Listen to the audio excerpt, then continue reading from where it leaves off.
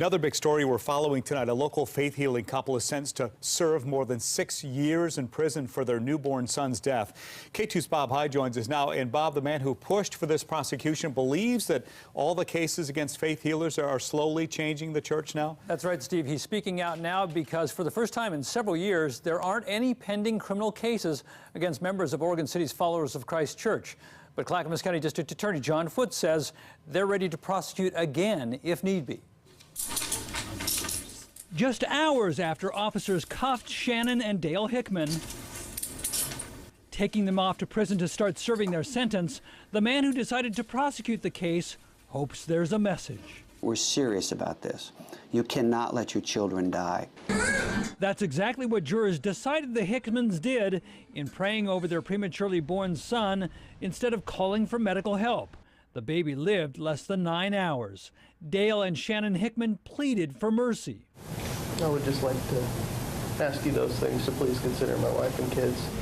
They've not been without us, and I'm terrified for what they might have to go through.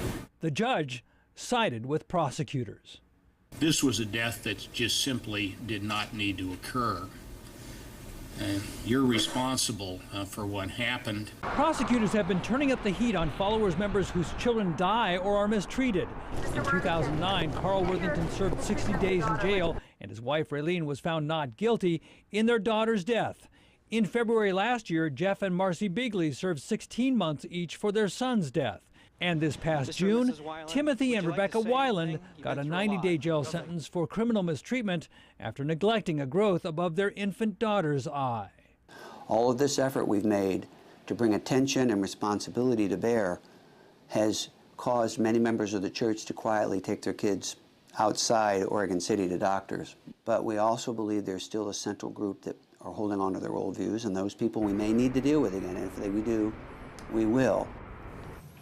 I asked the DA whether there are plans to target the church organization itself for prosecution for encouraging parents to break the law. He said no, his office will stay focused instead on holding individual parents responsible for how they choose to care for their children.